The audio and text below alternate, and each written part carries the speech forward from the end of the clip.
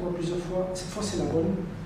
Cette fois, c'est la bonne parce qu'on va se filmer et diffuser les vidéos de notre évolution sur Internet.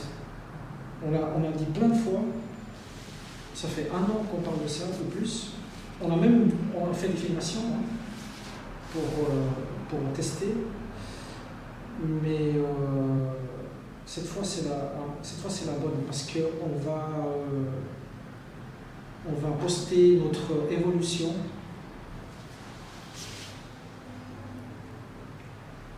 et on aura de plus en plus d'informations vraiment précieuses à partager.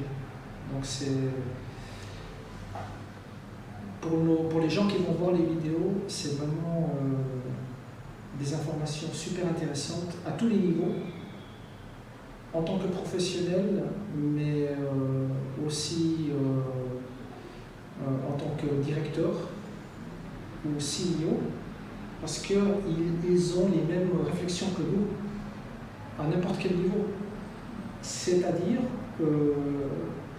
comment réagir face à la menace de l'IA. Comment s'adapter face à la menace de l'IA, ou comment survivre, ou comment réagir, ou comment, comme disent les Anglais, comment se disrupter.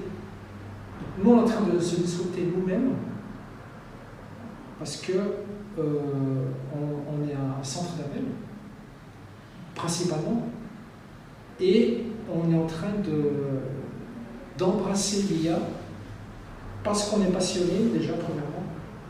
Donc, pour moi, en tout cas, c'est pas une souffrance, au contraire, c'est passionnant, comme l'a été la blockchain. Donc, ça, c'est une grande chance. Mais donc, on est en train de se disrupter nous-mêmes, puisqu'on est un centre d'appel. Il n'y a rien de plus menacé par l'IA qu'un centre d'appel. Mais finalement, c'est peut-être pas le cas, parce que peut-être que les télépros humains seront les derniers à être remplacés, peut-être. Non seulement à cause de la difficulté technologique, mais aussi à cause de la réglementation. Parce que, par exemple, aux US, c'est déjà interdit d'utiliser l'IA pour passer des appels sortants. Donc la réglementation est venue avant la technologie, vous voyez. Donc en Europe, c'est sûr que ça sera encore plus réglementé, ça c'est clair. Donc nous, on est en train de s'autodisrupter en embrassant l'IA, en voyant qu'est-ce qu'on peut ajouter à nos travailleurs, à nos télépros, et à nos clients, agents immobiliers principalement, et garages automobiles. Qu'est-ce qu'on peut ajouter, offrir comme outils qui vont faciliter leur vie. Donc, qui vont soit leur faire gagner du temps, soit améliorer leur performance. Et nous, en tant que société, on va partager tout ça, on va partager toute cette information, ces réflexions et les outils qu'on va trouver pour tous les gens qui voudront en savoir plus.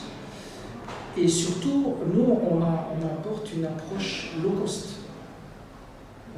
Parce qu'il n'y a personne plus low cost que nous.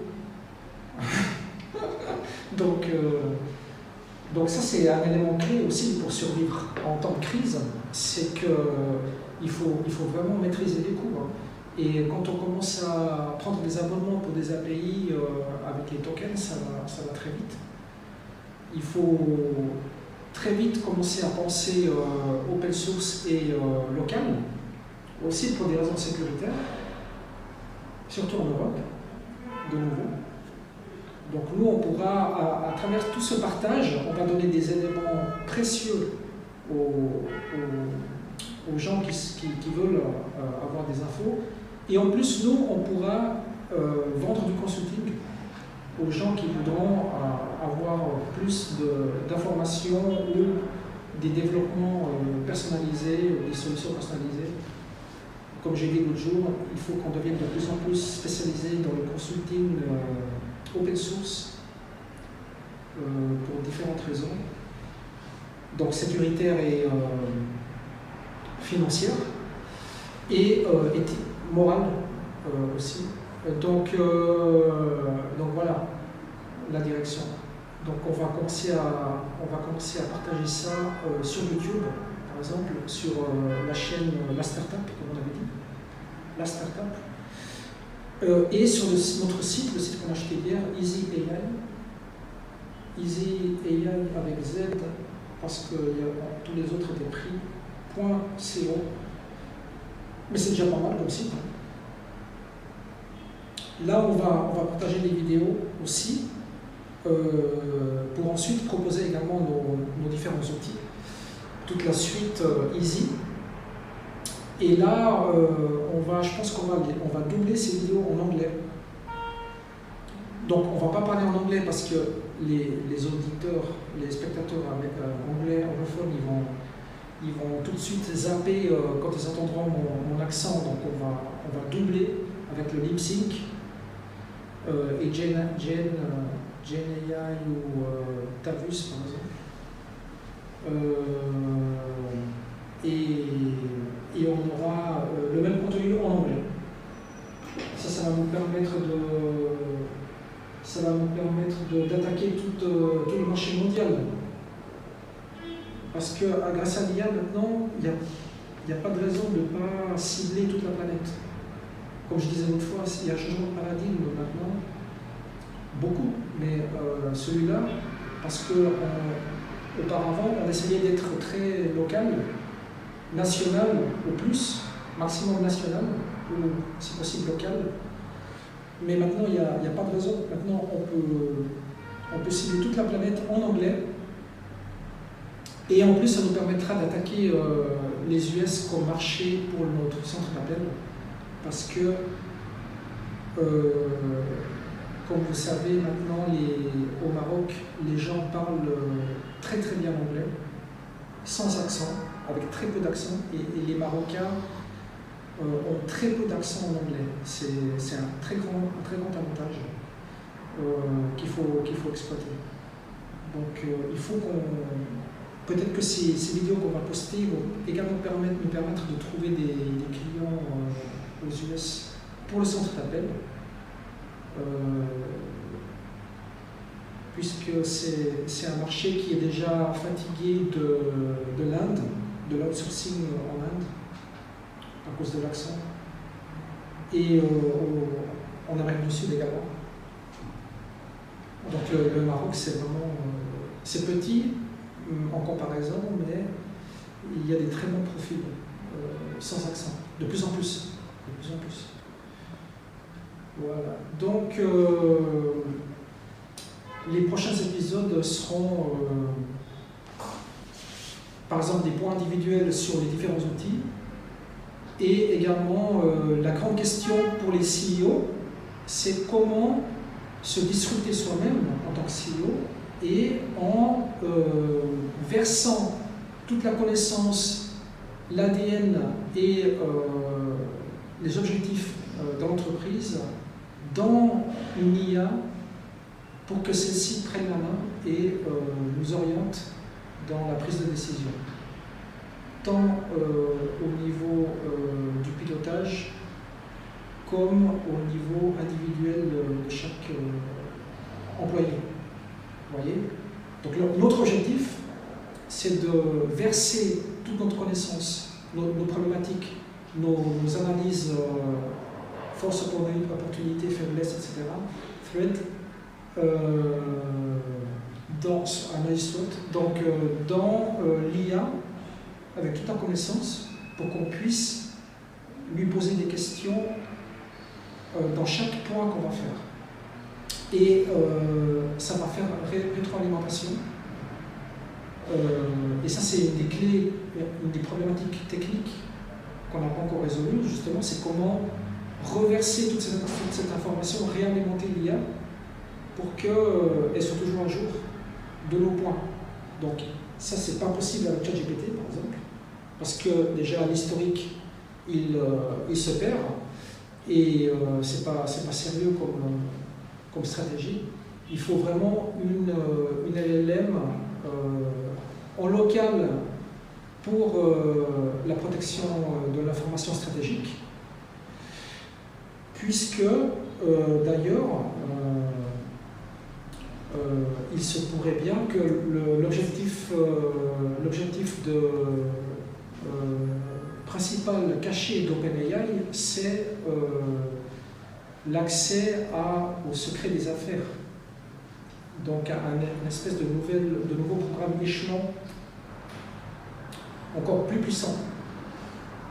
Donc les entreprises ne peuvent pas se permettre d'avoir cette information dans le cloud. Il faut que ce soit en local pour les grandes entreprises, ce qui est tout à fait possible, hein, comme vous savez bien. Donc on peut avoir une LLM puissante en local, open source, et avec un simple M2 Ultra. Encore plus si il y en a 4 en parallèle, comment on appelle ça, en réseau, je ne sais plus comment s'appelle le réseau Mac pour ça. Mais donc c'est tout à fait possible. Donc nous on va faire ça et on va montrer aux gens comment le faire. On va faire ça petit à petit. Donc la problématique c'est la problématique principale, c'est comment actualiser l'IA avec cette information. Donc, en principe, on va commencer par retranscrire chaque point avec l'outil de retranscription qu'on a fait, le Easy Transcript. Ça va passer en voice to text, speech to text, et on va le verser sur Gemini 1.5 Pro, parce que c'est où il y a le plus de tokens, de tokens de contexte. On va le verser sur Gemini 1.5 Pro et on va l'actualiser à chaque fois. Donc à chaque fois qu'on fera un point, on va ajouter le texte correspondant, la retranscription, au PDF ou au Word. Donc on rajoute à la fin le texte et on réalimente. On va commencer comme ça, vous voyez. Et sauf que Gemini c'est pas open source, mais il faut qu'on voit ça. C'est pas open source, mais il y a Hermes 370B qui est open source, qui vient de lancer l'interface comme OpenAI. Et c'est pas censuré, c'est hyper clean. Ça c'est intéressant, et puis on aura le temps de voir les autres solutions à disposition. Donc on va parler des autres solutions, mais on va vraiment faire ça en local, puisqu'on a acheté le 2 Ultra. On va l'utiliser comme si c'était notre je sais pas comment dire, comme si c'était notre pierre de fondation. On va pouvoir l'interroger et après le top c'est utiliser notre podcast, notre Easy Podcast, pour avoir un vrai débat entre IA. Ça va être super intéressant, parce que une chose c'est poser la question à l'IA. Qu'est-ce qu'on doit faire pour lancer Easy Newsletter? Mais une autre chose, c'est avoir un jeu de rôle dans l'IA avec comme on a fait déjà, des gourous qui vont se contredire. Par exemple, un expert SEO avec un expert AdSense, avec un expert marketing offline, qui vont se challenger pour la meilleure stratégie. Ça va être super intéressant. Donc on va utiliser nos propres outils pour ça. Ok, donc on arrête là et on continuera.